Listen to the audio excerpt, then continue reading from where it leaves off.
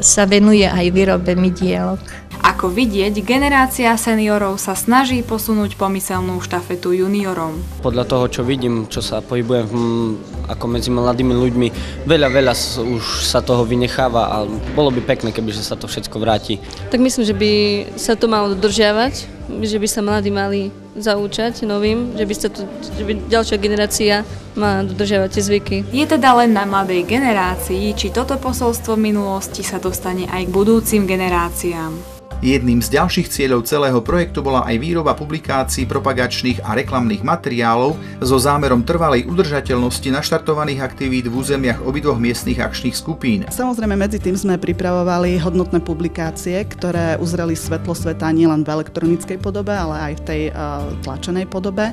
A tak snáď najviac zaujímavá pre ľudí a folklórne súbory a pre remeselníkov bola publikácia s názvom Čarovný svet tradícií, ktorú sme vlastne v spolupráci s mestom Levoča aj pokrstili na otvorenej scéne a ďalšie publikácie, ktoré vznikali, to bol turistický pas, kde sme chceli ukázať na historický potenciál, na kultúrne a prírodné hodnoty našich oboch území a nejakým spôsobom sme chceli zaalarmovať najmä domácich turistov alebo domácich návštevníkov, aby teda spoznali tieto krásy tak inak, ako ich doposiaľ vnímajú.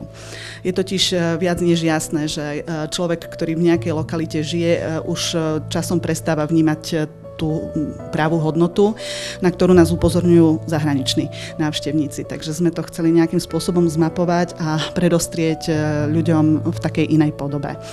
No a práve nedávno uzrelo svetlo sveta ďalšia publikácia, ktorú sme pomenovali rovnomedne, ako je názov projektu, a to je Objavme klenoty leva a šafránu, takže tam sú zachytené tie najkrajšie, najdôležitejšie pre nás teda významné pamiatky alebo prírodné rezervácie. Propagačné materiály boli zdarma, aj tento od občianskeho združenia Mazlov. Bolo to žltej farby a vo vnútri bolo asi nejakých 50 kartiček. Tieto sa osobitne stretli s pozitívnym ohlasom a s pozitívnou spätnou väzbou, pretože ešte aj mnohí Levočania miestni, ktorí sa v tom stánku zastavovali, tak si to brali so záujmom v tom zmysle, že tam bolo plno informácií, napríklad aj pre mňa osobne, o miestach, o ktorých by človek povedal, že naozaj už o nich všetko vie, tak tam bolo práve, že naopak plno informácií, o ktorých som ani ja, alebo teda tí Levočania, ktorí si to brali a potom mi chodili rozprávať, že ako sa im to páčilo, o tých miestach ani len netušili, alebo teda nemali o nich takéto informácie.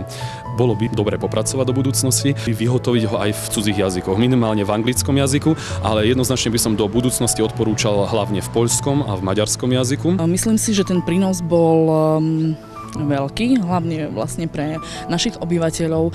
Tiež ľudia z Maslev už nepoznajú naše územie, čiže sme boli veľmi radi, keď sme mohli prezentovať vlastne, čo tu my máme. Vlastne tá vzdialenosť nie je taká veľká a my môžeme prísť k vám, vy môžete prísť k nám, že nie je to také aj finančne náročné a vlastne ukázať, čo máme, pretože sú to podobné veci, ale myslím si, že každý kraj má svoje také odlišnosti a svoje zaujímavosti a vlastne mali by sme spoznať to, čo je nám najbližšie. Odozvy na realizáciu tohto projektu sú pozitívne, pretože naozaj bol to projekt, ktorý bol hodnotný už tým samotným spracovávaním a mapovaním tradičných hodnôt a toho ľudského potenciálu a popisov historických faktov k jednotlivým historickým budovám a už samotné výstupy, ktoré majú tú tlačenú podobu, sú zachované a sú dané do archívov, ktoré budú slúžiť vlastne ďalšej verejnosti pre ďalšie výskumy a podobne. Projekt sa síce skončil, no podporil a naštartoval množstvo aktivít zameraných na propagáciu i prezentáciu tradičných remesiel prešovského regiónu. Vznikli spoločné produkty a aktivity nielen pre domácich obyvateľov regiónu, ale aj pre turistov prichádzajúcich do územia.